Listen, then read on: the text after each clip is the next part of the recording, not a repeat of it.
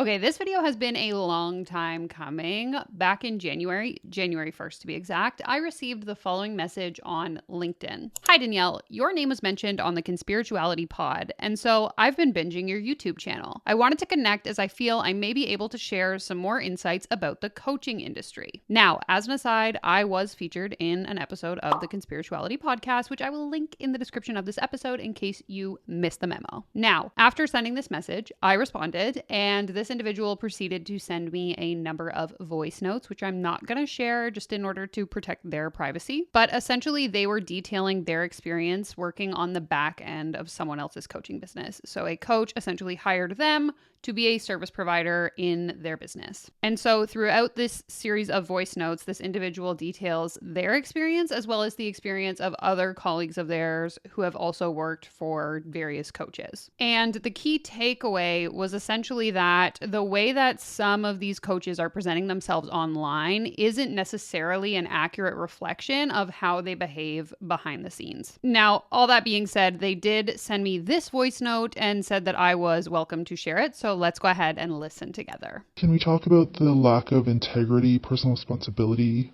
and accountability within the coaching industry of coaches who are portraying an image of empowerment or who speak about joy and happiness and fulfillment, being your best self, living your best life, that you too can be a millionaire by doing very little for it, or the love over fear and being the light in the world. And yet, behind closed doors, they're yelling at their team members or offering little to no training and then reprimanding them, or they're looking for the cheapest possible hire, or expecting one person to be able to hold multiple roles for them for the lowest amount possible, or they're not paying on time, or expecting their team members to work 24/7. Let's talk about that. So today, of course, we are going to talk about exactly that. Be sure to give this video a thumbs up if you enjoy. Subscribe to my channel if you're not already. Big shout out to my channel VIP members as well as the billionaire tier. Thank you so much to everyone who supports my channel. If you're interested in learning about the channel membership yourself, you can click the join button down below. Let's go ahead and jump right in.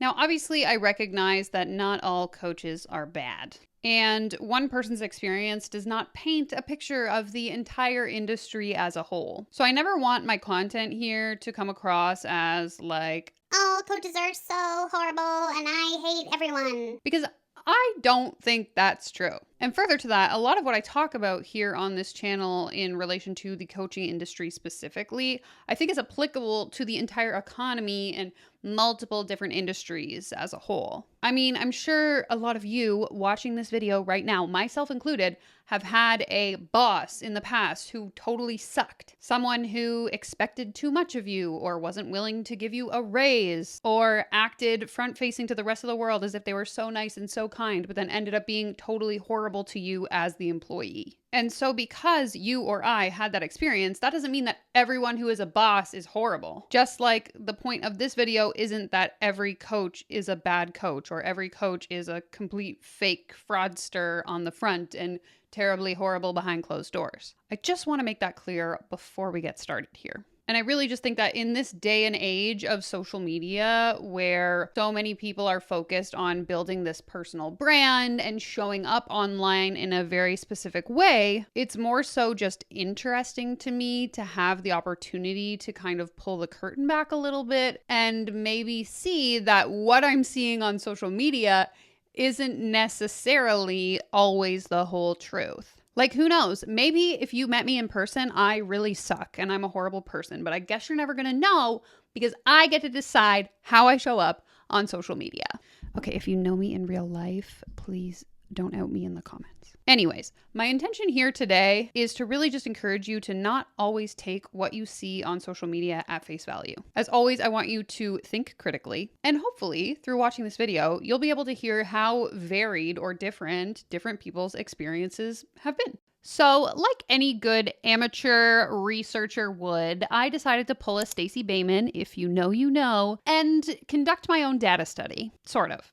Basically what I did was I put out a survey to the ether titled, YouTube research, working in the coaching industry. And the idea was that I was seeking feedback from anyone who had been a service provider that worked for a coach. So this could have been virtual assistants, online business managers, social media managers, designers, etc. And now my hope here when I put out this survey was that I was going to get a mix of experiences from people who have had both good and bad experiences working with coaches. And today what we're going to do is we are going to move through the results of that survey. So without having to run through like an entire laundry list of who exactly replied to the survey, I will just say that the general consensus was virtual assistants, social media managers, copywriters, brand strategists, and assistant coaches, which are essentially like coaches that get hired on contract to coach within another coach's program. And so there were other service providers as well, but the majority fall into those 5 categories. So let's go ahead and get right into the data. Okay, so when it comes to compensation, of the respondents, 50% of people who replied to the survey said that they felt as though they were underpaid for the services that they were providing. Now, this included people who had indicated that they themselves had underpriced or underquoted when they submitted their proposal, as well as people who had indicated they were asked to do work out of scope after they had been hired. So, for example, this response read, "I set my own rates, but was constantly made to feel like I had to do more because they were paying me so much," which to me is a huge red flag. Now, 33% of people who replied to the survey did indicate that they felt they were paid a fair rate, which I think is really great. And then the remaining 17% indicated that in some cases they were compensated fairly, and then in others they were not. It just depended which coach they were working with at that time. Now, I think it is important to note here that there's likely some bias in the data that I collected. In my opinion, people who have had a negative experience are likely much more inclined to want to talk about it. And while I did try my best to gather as much experience or varied perspectives as possible, including really encouraging people who did have a positive experience to please fill out my survey, I just think it's important to keep that in mind as we move through the rest of these results. Now, in addition to asking about the fairness of the compensation, I did allow people the opportunity to elaborate on their experience if they wanted to share more details. And so this part was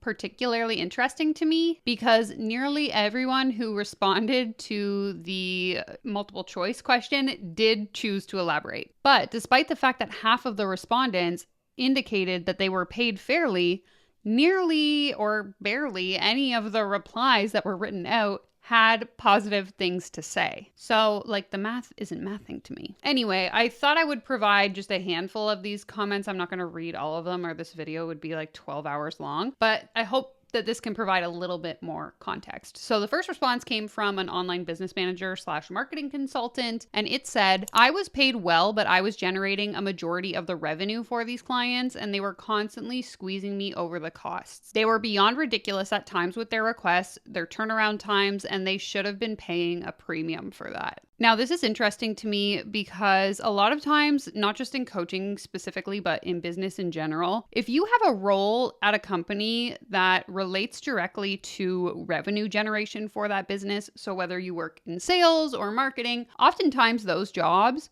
will have like a bonus or a commission structure. So if the work you do results in more money for the company, you as the employee get compensated for that effort. So it sucks that while this person feels like they were paid fairly, they can see that increasing revenue coming in, and then they can kind of feel like they're being taken advantage of. At least that's how I interpreted this when I read it. I don't want to speak on behalf of this person, but something to consider. Similar to that thought, I had this response, which I thought was interesting as well. It reads, "For one, I was underpaid. She was also starting out in the beginning, but even when she received some clients and additional work as a coach, she never paid us a bonus for all the work we had done. Moreover, I asked her for an increased rate, to which she replied that as of now, I hadn't done enough and gave me a list of more to do. And of course, never increased my rate." Now, to me, I think this highlights a general rule of thumb in business, which is to never undervalue your employees, because without your employees, you might not have a business anymore. Not to mention the amount of time and effort and money it takes to find good employees. And so to me, it's not worth the extra effort of potentially losing an employee when you could just treat the employees that you already have well. That's a great idea. I'm with that. Anyways, another commenter who was a virtual assistant said she encouraged her clients to charge what they are worth, but when I raised my rate, she sacked me. So that one I just thought was ironic because the whole charge your worth narrative is something we see spewed all over the online coaching space. And yet, when it comes to an employee of a coach, they're not allowed to charge their worth because we don't do that here, right? And then another VA noted, business coaches are especially bad for this, trying to negotiate my rates, LOL. And that's actually something I see a lot over on Threads. Anecdotally, of course, but basically there are tons of service providers that will constantly tweet, write threads, I don't know what you call it, write on Threads about how these like 6 and 7 figure coaches will inquire about their services. I can think specifically about a friend of mine who's a web designer that this happened to recently. So this 6 or 7 figure earner wanted to get their website done. The web designer quoted them a price, and then the coach was trying to nickel and dime them, even though it says on her website, like, my website packages cost X amount of dollars. This coach was like, well, could you do this for this price instead? which, I don't know, to me, it's just interesting. It comes up a lot in my live streams when we see people looking like they've recorded their live video on a thumb. If you're a millionaire, I think you could afford a camera and a microphone. If you're a millionaire, you should be able to pay properly to get your website designed, right? I'm just saying. So that particular comment I just wanted to highlight because it demonstrated something that I've suspected a lot and I've seen a lot. So it was just kind of interesting for me to see it reiterated by someone who filled out the survey. Okay, now this last respondent offered a lot of information that I thought was particularly interesting, mostly because it highlights a lot of the concerns that I bring up constantly and consistently in the content here on my channel. So here's what it says. I was taught via a copywriter certification program to price based on what I make. If you've been here since the beginning, since I started making reactionary content, commentary content in relation to the coaching industry, this has been one of the consistent narratives that I have had to debunk probably 100 times at this point. In fact, I will link it here, one of my original reaction videos where this woman is going on about The best way to price your services is to figure out how much money you want to make in a year, how many weeks you want to work, how many days you want to work, how many hours you want to work. And when I did that calculation in that video, I figured out my hourly rate. If I truly only worked the amount of hours I want to work, I would have to charge $20,000 an hour for my services. Which is so ridiculous. Anyway, I digress. It continues. That is cringy to me now, but that's what I was doing for my last 3 or so years of copy. And see, this is the thing. If someone is teaching you these techniques and you don't know any better, you don't understand fair market value, you don't know how to assess or price your products or services, you're going to hear that advice and you're going to listen to it. So it makes sense that that's what you would do while you're in business because you don't know any better. I was also taught to never charge by the hour. My copy mentor said to take an amount that I wanted to make in a year, divide it by how many hours I wanted to work to get an hourly rate. Then I would take how many hours the project would take and come up with a flat fee for the project. So similar to what I was just saying. All this to tell you, I was getting paid $100 to $200 an hour at times, which is realistically more than fair. Now, if I charged what my mentor charged, I would have been in the $500 per hour range, which is where she was at. I now realize that although I had legit experience, it wasn't a ton of experience. And it was pretty crazy to get paid that kind of money as someone with a bachelor's and no real professional qualifications. The last 4 months or so after my awakening about the coaching industry, I priced my projects at a rate of more like $50 an hour, and I considered it fair. Of course, I had plenty of people inquire or say no or ghost, probably due to price, but I was able to make over $100,000 gross a year since 2018. The problem was the expenses. See? This is the interesting part. I never ever felt like I got ahead financially because I was spending so much on coaching, courses, and team members to keep growing my business. To me, this comment kind of just reinforces something that I've speculated for quite some time, and that is the fact that people can brag all day about all the money they're making, but if they aren't actually profiting on the money that they're making, what's really the point? I just found this interesting because I think it's something not a lot of coaches will talk about publicly, the fact that their overhead costs, especially when you're paying a mentor thousands of dollars a month, their overhead costs are so high that even if you make $100,000 a year, you're not even taking home close to $100,000 a year. And so the comment kind of continues in that way. It says, having a corporate job was way better for me financially. I was never able to pay myself what I made in corporate. And in that job, I actually saved for retirement, and I have never been able to when I was a business owner. So that was an issue. So it finishes here. The other thing that came up was a few of the 7-figure people who would inquire with me and balk at my prices. And at times, it was the people who said they were at that level who were sometimes the worst. One lady, Jane Doe number 1, her team inquired with me multiple times over the years. I did do a small project once, but all the other times was a no-go. She was content reusing the same copy again and again for years, which seemed odd to me, but I guess it worked for her. The other coach was Jane Doe number 2. Check her. She's big on income and lifestyle marketing. I met her at church and she wanted to do free work for her to test me out. In all my years as a copywriter, I really, truly, rarely had anyone ask for free work. I know that's not everyone's experience, but it was mine, let alone the 7-figure girlies. So it was a big eye roll for me. I cannot imagine hiring a contractor and asking them to do like free sample work for me. I've even interviewed for jobs where they wanted me to like put together a sample of my work and they paid me for the time it took me to put that together. Like that just seems like it should be the standard, especially if you're a 7-figure earner. I think you should have $100 to spare to pay someone to see whether or not you want to work with them. The audacity. And again, it really just starts to make me question what is real or not on social media. And coming back to my initial point, are these claims from these people who are making multiple 6 figures, 7 figures, whatever,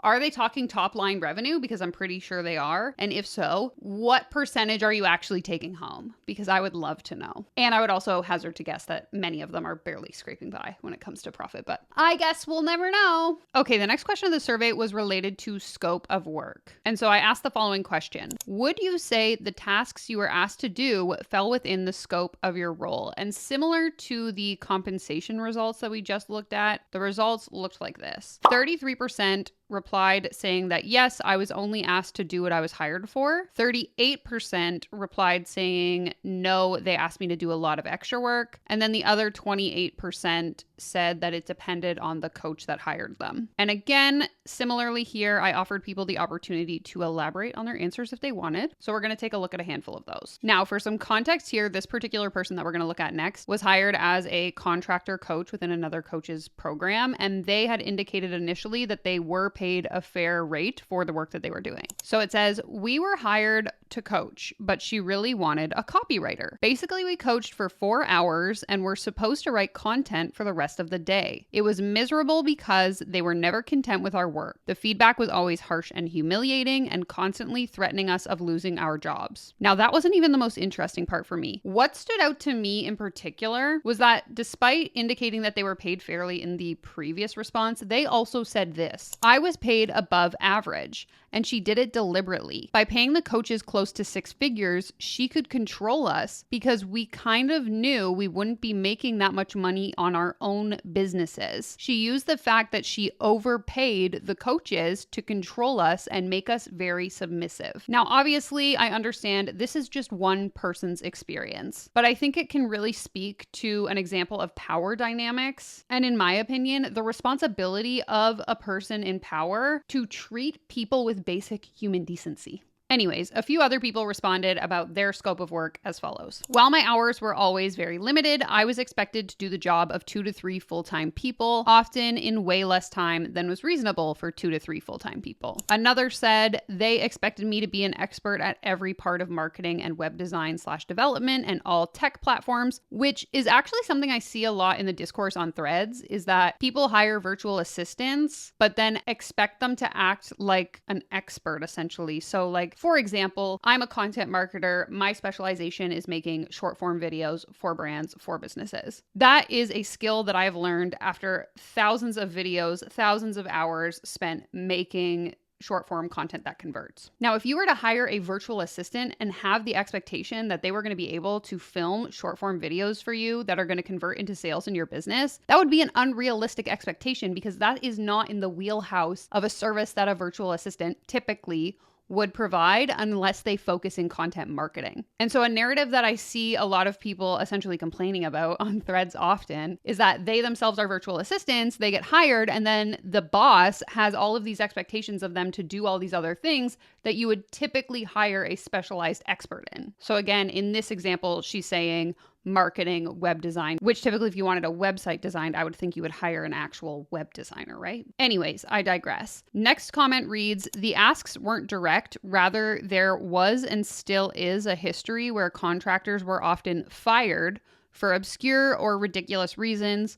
So the pattern for contractors was to jump at every opportunity without complaint in hopes of security. Again, to me, this speaks to an imbalance in power dynamics and someone leveraging that power that they have over their employees to basically get them to do whatever they want. Because if you don't do what I say, I'm gonna fire you. And presumably, if the majority of your income is reliant on this person giving you a paycheck, you're going to be more likely to just bend over backwards and do whatever they say because you probably have bills to pay and you need that money to pay those bills. Okay, last comment was actually interesting to read because it offers a slightly different perspective, which I think is important to cover. And it reads, I really loved the job and helped my assigned clients find a lot of success. But the other coaches didn't have any business or marketing background. And while they were lovely people, their clients didn't get the same experience. So presumably this person is a coach for a larger organization that hires multiple contract coaches to do the coaching of the clients on behalf of the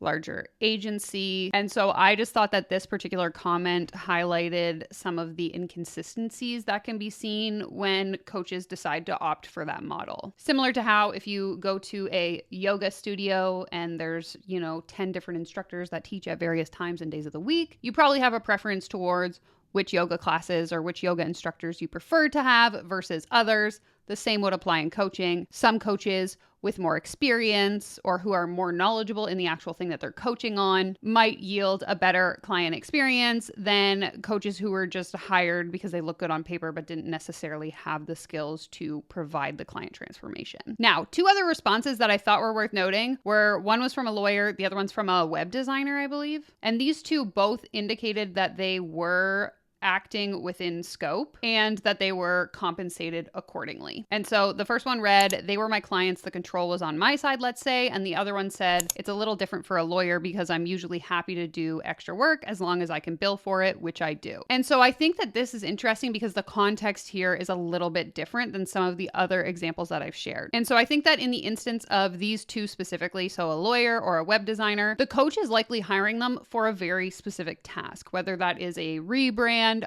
actual web design, or legal consultation or advice. And so in those relationships, again, if we come back to this conversation about power dynamics, those relationships don't really have the same structure as an independent contractor who gets hired by a coach to essentially be their pseudo employee. And I was kind of thinking about this in the context of my own work. So basically I have two different ways that I work with clients. Either brands and businesses hire me to create their social media content for them. And in those circumstances, I'm kind of at the mercy of whatever their brand guidelines are. I create content based on the information that they give me, which means they're essentially dictating what I can and can't do. On the other hand, brands and businesses will sometimes hire me in more of a consulting role. And so in those instances, I'm positioned as the authority and I'm coming in saying, this is what you should do. And I'm kind of telling them. And so I think in the example of the brand designer, web designer, and the lawyer, they're kind of the latter of those two examples, in that there's definitely a difference in who is holding the power in each of those relationships. And when you're in more of that independent contractor kind of role, where your paycheck is really dependent on you listening to what that person is telling you to do, I can see how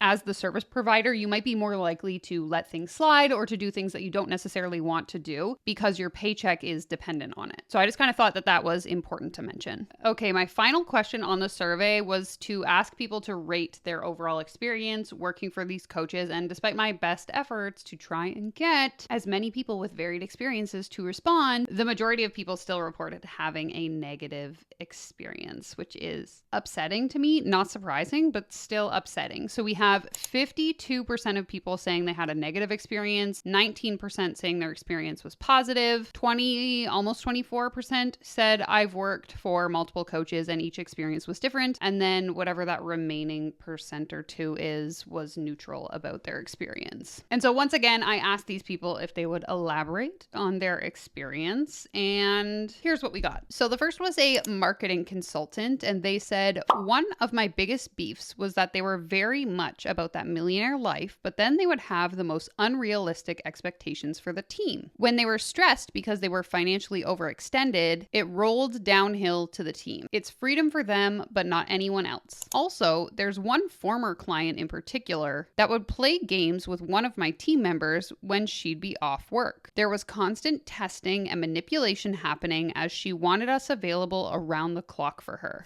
And don't even get me started on the fact these people would pay $50,000 or $100,000 for high ticket mastermind and then question our invoices, rates, and pay late. Again, kind of speaking to that misbalance in power dynamics, as well as the incessant encouragement of you have to have a coach to pay for a coach, and having a coach is your priority. Paying your staff, optional apparently. Just wild. Okay, next person said, it was traumatic. When we were hired, she had fired 80% of her coaches. The coaches that stayed had been promoted, and we were constantly being threatened, saying that we could lose our jobs at any time. Eventually, she fired 5 coaches altogether and only kept 3. That job was so traumatizing. And not only she fired us, we were supposed to coach for another full month. And not only after she fired us, we were supposed to stay for another full month, so she wouldn't have more backlash from clients. If we decided to stay the last month, we'd receive the benefits, paid vacation, 401k, and unemployment benefits. If not, we lose it all. I wonder if that's legal. Although I guess, because if you're fired, basically they're giving you the option you can stay for another month or you can leave right now. But I don't know how the 401k works in the States. Can they take it from you if you don't finish your contract? Like in Canada, if you have, or at least in my experience, when I had a government pension, when I quit that job, or even if I had have gotten fired, I would get to take whatever I had paid into my pension up until that point. And then I guess in terms of unemployment, if they were dictating like at what point you were going to get laid off, you would have to work through to that point. That would be the same in Canada actually, because you can't quit a job and then get unemployment. You have to be like let go by means of the employer, and it's like out of your control. Anyway, if you know anything about this, let me know in the comments. Similarly, this other contractor coach said, I won't lie, much of it was fun and exciting, and I loved coaching and teaching.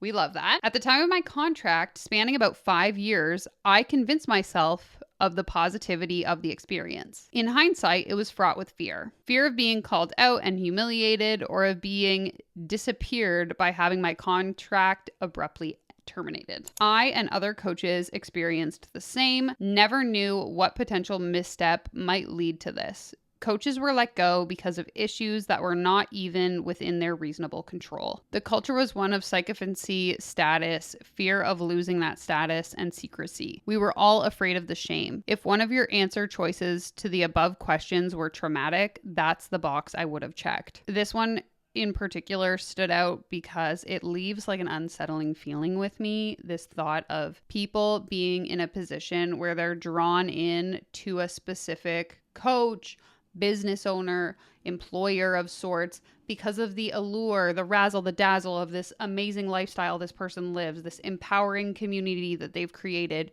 You get hired to work with this individual, and then behind closed doors, it's an absolute nightmare. They act nothing like how they present themselves. You're afraid that you're going to get fired. Can you imagine going to work every day afraid that you're going to get fired, and the toll that that would take on your mental health? If whoever left this comment is watching this video, just know that I am sending you the biggest hug. I am so sorry that this was your experience, and I hope that you are in a much better position now, because this sounds absolutely awful. Next comment read, some coaches were great to work with, others weren't the greatest at appreciating the work I did. They had no idea how to do what I did, so they didn't really understand what's involved. That's something I think that happens in, like, not even in the coaching space, but in service provision in general. Coming back to my initial point somewhere near the beginning of this video about like you hire an expert for a specific skill, usually because you don't understand the scope of that skill. So I think a lot of the times, if you are like the boss, you might underestimate how much work it actually takes for the employee to do the task at hand.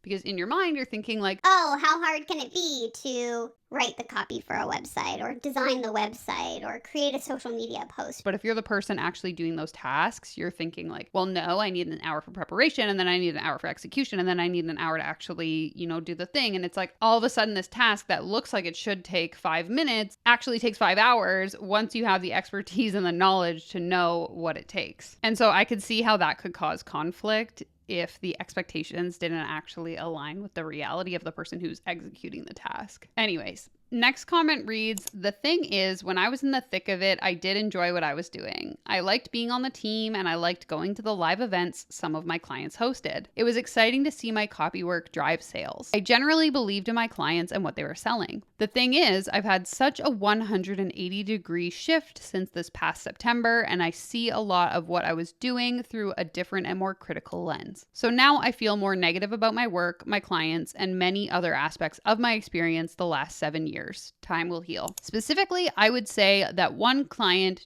Jane, I really enjoyed. She was kind and she treated me fairly, including when she let me go earlier last year. Just wanted to include that one because I think it demonstrates not only the growth that can happen, but the perspective shift that we can experience when we suddenly become detached from like an old role that we used to have. So I will say in general, again, I'm not reading all the comments or we would literally be here forever, but there was lots of additional feedback on how the scope of the work was always changing. Many people said that they didn't even really know what to expect day to day. And then other people were saying that they must have like a really good vetting system in terms of how they get clients or how they work for people, and that their experience was positive because they've never had a situation where they had to work with these like less than favorable clients, which again, I think comes back to power dynamics, things like needing money. When you need money, you're much more likely to take on work that you wouldn't necessarily want to do just because you need a way to make money. And I'll admit, I've definitely worked with clients that I probably should have said no to at times when I needed money. I was just like, whatever, we can work together, even though I really don't want to. But when you do that, you end up like having to drag your ass to do work that you don't want to be doing. Speaking from experience. All that to say, I can just see how people might end up in situations where they feel trapped or feel like they can't get out of it because you've made a commitment based on your need to make money. Now, I'm not going to lie, the last part of this video is going to be leaning more into the gossip side of things. So if that's not for you, that's fine. I won't be offended. Just please like the video on your way out. But if you're here for the tea, I'm ready to spill it. My second to last question on the survey, I think in the last part I said that it was the last question, but this is like, anyway, I digress. This is what it said.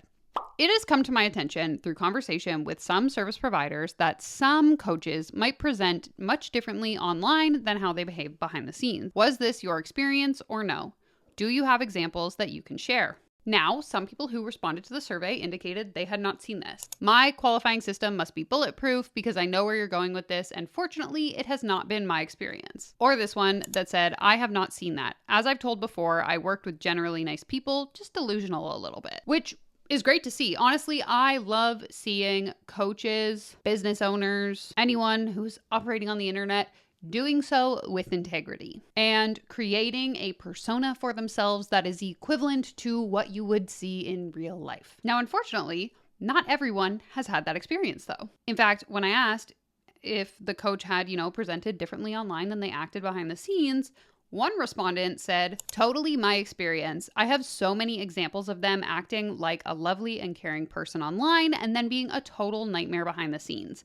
In multiple cases, I watched full-time team members have complete breakdowns due to workload and expectations. Another one shared, oh my, she claimed to have 500,000 downloads on social media, and when I looked at her Buzzsprout, she had around 25,000. So Buzzsprout is like a podcasting platform, so my assumption is this person was bragging they had 500,000 podcast downloads, and this assistant is saying that they only had 25,000. She claimed to work 3 days a week, but actually worked 7 days and very long hours. She she posted a whole girls' vacation in Europe saying that she'd be unplugged when the truth was she was working most of the time and asking us to edit workbooks and emails. She just said it was unplugged so she could catch up on work and clients wouldn't expect a response. Oh, interesting approach. She was still coaching people to make $100,000, but that year she probably only made $80,000 if that. She sold a program for $10K, but she didn't have anything planned for it other than open coaching. Those people bought the program thinking that she would teach them something, but there was no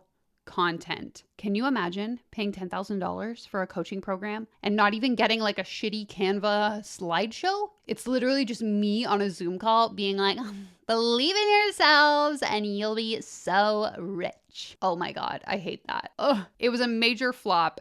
Next round, she didn't even get 2 clients. But of course, she blamed the economy. Lastly, she'd have an Ask Me Anything on Instagram and use her personal account to ask spicy questions or send amazing reviews and feedback to herself. I always find it funny, and I don't know if anyone else can tell this, but when someone does an Ask Me Anything on Instagram, which like I do those often, so I'm not knocking that, I can always tell though when someone else does it and is just asking themselves questions, because the way that the question is like asked is in a way that no one would organically ask questions. Specifically when people use the question box to like ask about their offers. Let's say I was having like a coaching program and I put a question box being like, if you have any questions about the program, let me know. They'll get questions like, well, what exactly is included in each module of the coaching program? Like, I'm sorry, but the majority of people don't talk like that. Like, I can just always tell when it's someone feeding their own question box, which is fine if you want to do that for engagement, but at least like try and mask it and make it seem like it's coming from another person, right? Am I wrong? I don't know. It's just, I digress. Okay, this next one reads, without a doubt, so many coaches I've worked with are so kind and supportive online and then absolute hell to work with. They are critical, condescending, and downright mean when no one is looking. They often flaunt how much money they are making and yet aren't nearly making enough in their business to justify their spending levels. They talk about how you have to invest in your business, yet they want you to hire $7 an hour VAs to do everything. If you haven't seen my live stream from a couple weeks ago, I covered the whole $7 virtual assistant things in that stream. And this is something that I've personally seen recommended a lot in the coaching space, is outsourcing work to overseas, which could be an actual whole video in itself. Anyway, my personal favorite was this comment from the lawyer that I mentioned earlier, and it read, I can't share names, but I've seen coaches straight up trick people into signing long-term agreements, steal form contracts and pass them off as their own, publicly berate a client in a Slack group for not having a positive attitude after she posted that she wasn't getting results, convince clients who can't afford them to borrow money at a high interest rate to pay them in full. Oh, you can't afford my program? Put it on a credit card. Get a line of credit. Call your dad. Use unpaid interns as coaching staff. Oh boy. That's actually something I haven't seen a lot. Although I have seen a lot of like commission only job postings on LinkedIn. I would be curious to know if coaches are using like university or college students as unpaid interns. Perhaps there's a video there to be made. Anyways, there were a lot of additional comments from respondents' perspectives on issues about the coaching industry as a whole, which I'm not going to include just because that could be like a video in itself. And in fact, I have a ton of videos that cover kind of red flags in the coaching industry in general. But a lot of those responses were very similar to the sentiments that I share here in the majority of my content. Things like business coaches calling themselves business coaches even though they've never actually owned a business outside of coaching. There was lots of comments about the unclear guidelines or lack of regulation in the industry. A few people noted how they were working without contracts. So like a coach would hire them and there wouldn't be a contract in place. So then the scope of work would just like magically change from day to day. And basically just a lot of repeating sentiment about how they did work they didn't want to do just because they needed the money. Now, is there flaws in the data that I collected for this video? Sure. But were these stories interesting to read? Absolutely yes. I hope you enjoyed this video. Be sure to share your thoughts in the comments down below. Thank you so much for being here. Take care, comb your hair. And if you want to learn things that you should look out for in your next coaching contract, or maybe you are in a coaching contract and you want to get out of it, I spoke to a lawyer a couple weeks ago and I would love for you to go and check that out. So maybe it's over here. Take care, comb your hair. See you in my next video. Okay. Bye.